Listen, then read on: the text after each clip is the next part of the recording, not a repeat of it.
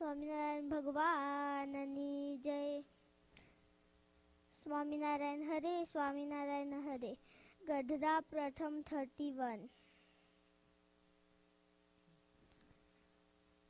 The person with bhakti is best. In the 7th year, 1876, on the evening of Posh Word 2nd January 1820, Shriji Maharaj was sitting on a mattress with a large cylindrical pillow that had been placed on a east-facing veranda outside his residence in Dada Khacher's Darbar in Gadda. He was dressed entirely in white clothes. At the time, Yoganand Muni asked Maharaj, suppose there are two bhaktas of Bhagwan, one observes nivrutti and does not hurt anyone verbally. The other, however, is constantly serving Bhagwan and his bhakts by offering food, clothes and flowers, etc. In doing so, however, he may occasionally hurt someone verbally. Of these two bhaktas, who is better?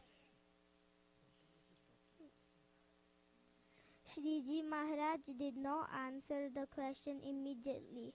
Instead, he called for Muktanand Swami and Brahmanand Swami.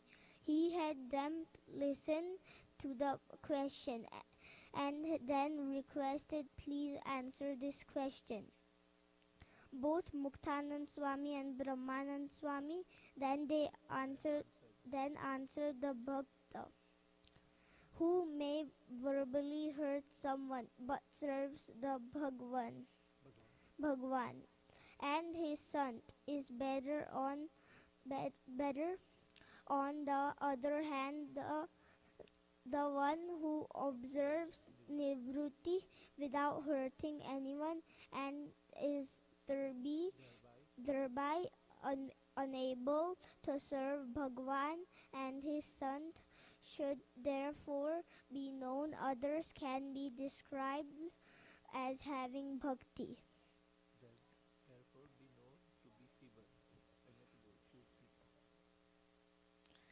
Should therefore be known to be feeble.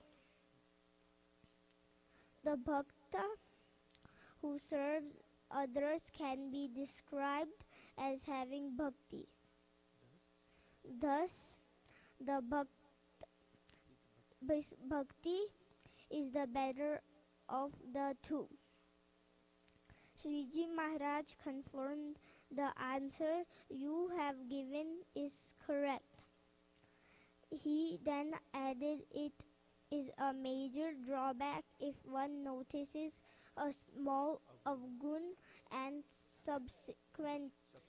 subsequently bears hatred in someone who possesses such bhakti and abides by Bhagwan's agnya.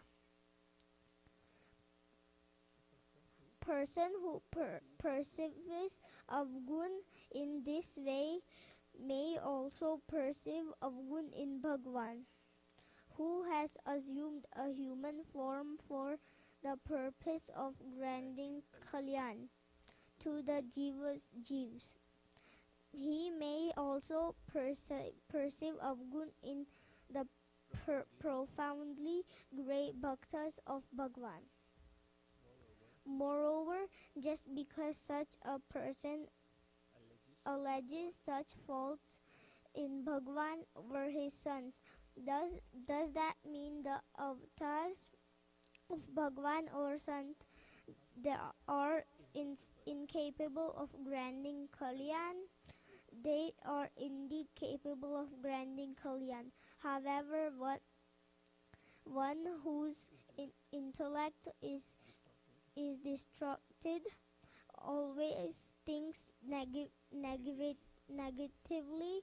For example, Shishupal always maintained the Pandavas are from a hybrid caste, and because all 5 of them have the same wife, they are also immoral. Krishna is also a scoundrel because from the moment he was born, first he killed a woman, then he killed a crane, and then he killed a calf. He is known as Madhusudan not because he killed a demon named Madhu, but because he destroyed honeycombs, just because those hybrid caste Pandavas worship him. Does that make him Bhagwan in these manners? Shikshupal, with his demonic intellect, perceived Avgun in those who in Bhagwan and his bhaktas. However, those who were bhakts of Bhagwan did not do so in any way. Therefore, one who perceives Avgun should be known to have a demonic intellect. Hearing this, Yoganand Muni said, Maharaj, we do not perceive Avgun in the great bhakts of Bhagwan. We merely perceive Avgun in ordinary bhakts. Shriji Maharaj replied, a bhakt greatness or smallness is not measured the way you seem to understand it. Greatness is due to one's nishchay in the pratyaksh swarup of Bhagwan and the observance of his ajnas. However great a person may be in worldly matters, if he lacks these two attributes, then he is still ordinary. Besides the greatness which I have just described in presence today in all the bhakts in our satsang, this is because all the bhakts here realize we have attained Pratyaksh Purushottam Bhagavan, who transacts even Akshar fulfilled realizing, and this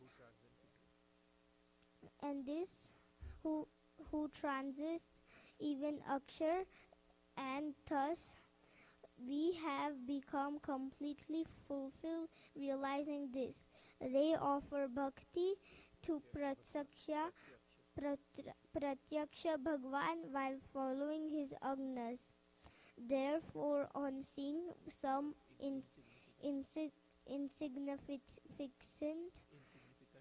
insignificant personal peculiarity in such a bhakt, one should not perceive avgun in him. Moreover, if a person does have a habit of doing so, then his intellect becomes demonic. This thus ends Vachanamrut Gadda Pratam 31. Jai Swaminath.